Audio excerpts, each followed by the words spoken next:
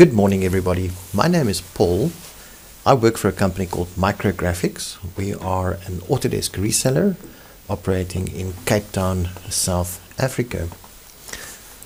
Over the last week or so, I've put together a model and I've been looking at stairs, specifically how to display stairs, to give you some sort of sense of what we are looking at visually. Let me quickly isolate the multi-story. I've created multi-story stairs, but they're single-story stairs. You can't undo them afterwards, unfortunately.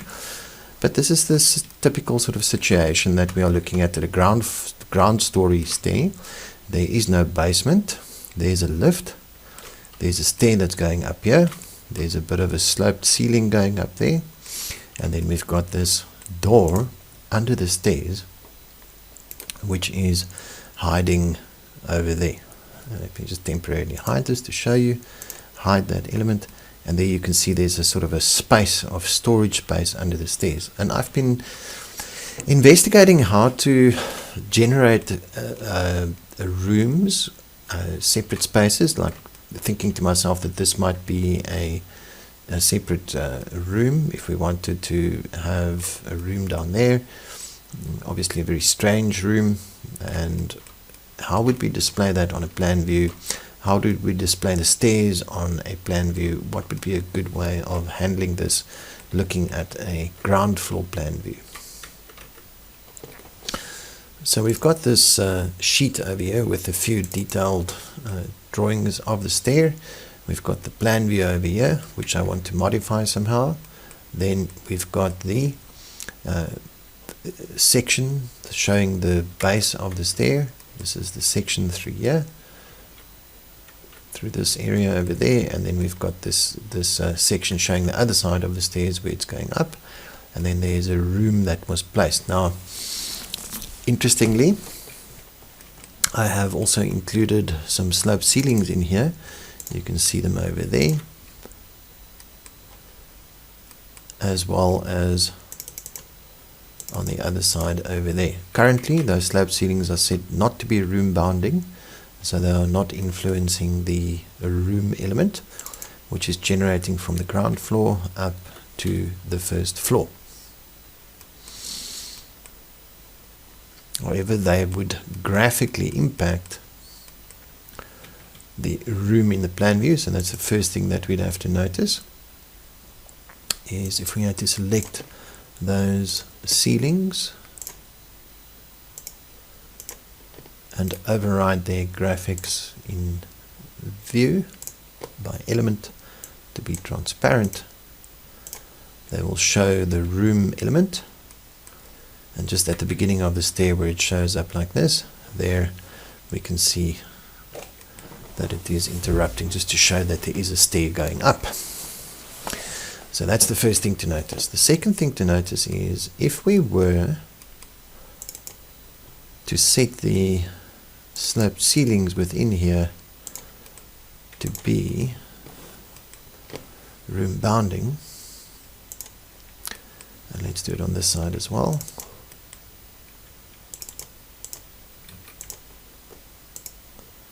There you can see how the room is generating. Of course, it's only able to do so because the ground floor has its elevation, its computational height set to 2,600. Now, this might be an issue if any of your other rooms have ceilings that are lower than that value, because then the spaces would be generating in the plenum. So one of the lessons that I've learned from this, and that I've been evaluating, is that you might want to have two ground floor levels, one for specialized rooms and spaces and another one just for general rooms and spaces, and each level then with its own computational height and floor plan. That would be possible. So I'm not going to investigate that further, because in this instance I just came to the conclusion after everything that it might just be not worth my while. I'm just going to have everything there as one space.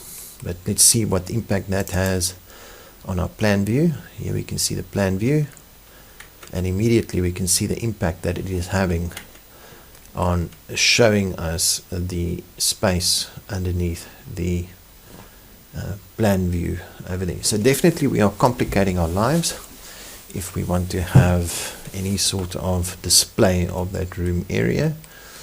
So in this instance, without going into too much detail, I still think it is theoretically possible. It just doesn't seem worth the while in this case for that small space to include that as a separate space. So in future, when I am dealing with Revit spaces, and if I can just include everything over here as one space going up the stairwell, I will be doing so, but I will have that in the back of my mind. And then the other thing is, all right, here is the floor space that I can see, but this looks very untidy. We've got solid lines showing over here, and we've got some other lines over there. So if I want to show these in a dotted line, you can go various ways. The best way I would suggest, if it's a setting that you would like globally, is under the Manage tab, go to the Object Styles under the Stairs, and then you'll see that there's above, above, above, above, above, and above. Well, there, alright? So if we change all of those from a solid line to a hidden line, we'll see the effect that that has. Let's take a 3mm dash. Now we can see how that stair is showing up as dotted lines, and that helps me to visualize where the stair is showing through. It looks better.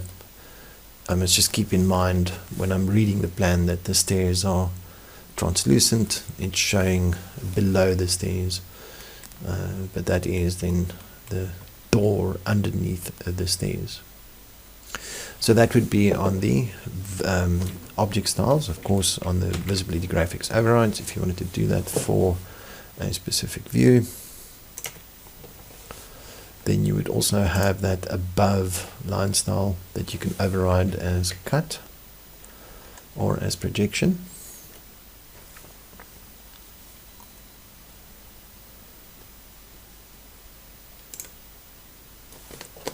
And then the last thing that you would be able to do is on the Modify tab to override specific line work.